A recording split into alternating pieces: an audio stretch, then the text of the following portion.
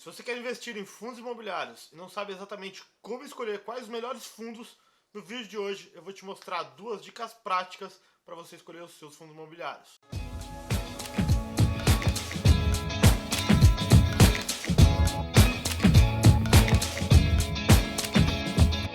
Fala aí pessoal, Jonathan Camargo aqui, e nesse vídeo eu vou te explicar duas formas práticas para você conseguir escolher os seus fundos imobiliários. Mas antes de a gente entrar nesse tema, só para a gente fazer um único aviso, vai aqui embaixo, tanto nos comentários para deixar as suas dúvidas, e também aproveita para ver todas as nossas redes sociais, sempre lá tem conteúdos exclusivos para você conseguir falar um pouquinho mais com a gente e consumir um pouco mais do nosso conteúdo.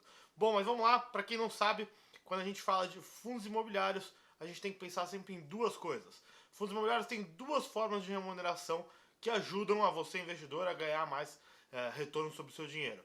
A primeira dela é valorização sobre a cota, ou seja, quanto que o fundo valorizou ao longo do tempo. E a segunda são os dividendos pagos, os aluguéis que são pagos para você mensalmente. Diante disso, você tem duas formas de conseguir fazer uma análise e escolher qual é o melhor fundo de investimento para você. A primeira é determinar qual que é a vacância desse fundo imobiliário. Isso aí você consegue encontrar dentro do site da BMF Bovespa. Depois eu vou deixar aqui embaixo alguns links para você conseguir entender um pouco mais sobre cada um dessas nuances que eu estou te falando e te explicando para você conseguir escolher os seus investimentos. Todos os links vão ficar aqui na descrição do vídeo. Depois você entra lá e você vai conseguir enxergar o que eu estou te falando.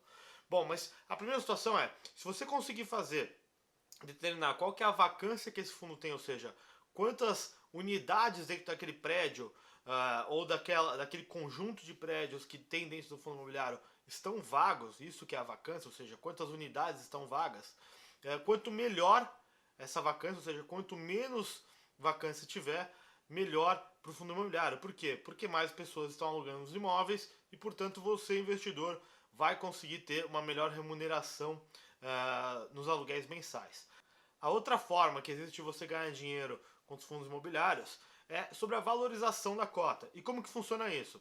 Quando você vai comprar uma cota, imagina que você vai lá no mercado financeiro, entra no seu home broker, na sua corretora, no seu banco e compra um fundo imobiliário.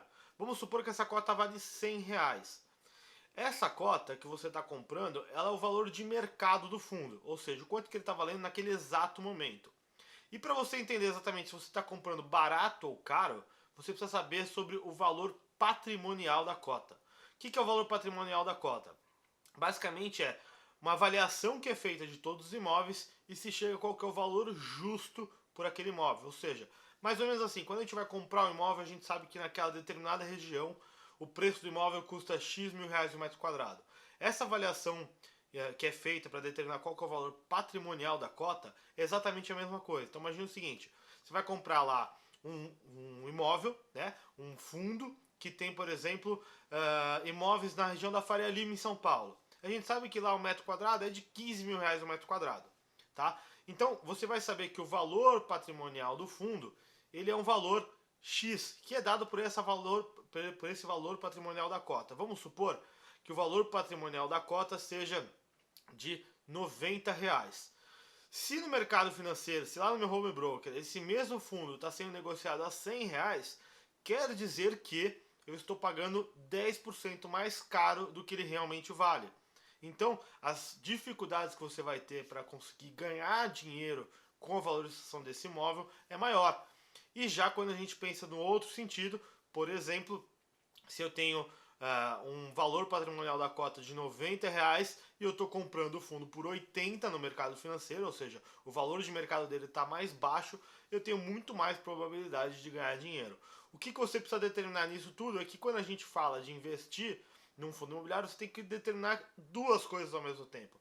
Não só o valor patrimonial da cota em relação ao preço de mercado, mas também a vacância que existe nisso, né? Se você tem lá, eu posso ter um imóvel muito bom na Faria Lima, por exemplo, mas eu não tenho, por exemplo, pessoas alugando ele. E aí tem muito investidor que foge desse fundo, e aí, portanto, você vai ter um valor de mercado mais barato do que o valor patrimonial da cota, ou seja, realmente quanto vale aquele imóvel.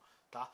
Então você tem que sempre determinar essas duas coisas. Esses são os dois indicadores principais para você conseguir escolher bem o seu fundo imobiliário. O primeiro, a vacância, ou seja, o quanto do imóvel está alugado. Se você tem muitas nas desalugadas, isso é ruim. E a segunda situação é se você está comprando o fundo imobiliário por um preço mais barato do que o valor do metro quadrado dele, tá? Ou do conjunto de imóveis que existem dentro do fundo. Essas foram as duas dicas.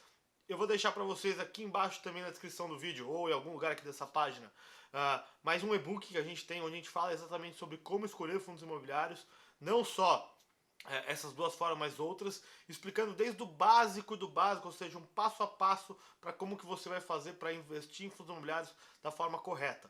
Então, se você gostou, se você quiser conhecer mais, só ir ali embaixo, clica ali, baixa o e-book e começa a ler. O e-book é gratuito, fica à vontade para você ler e conseguir escolher exatamente como investir melhor nos seus fundos imobiliários.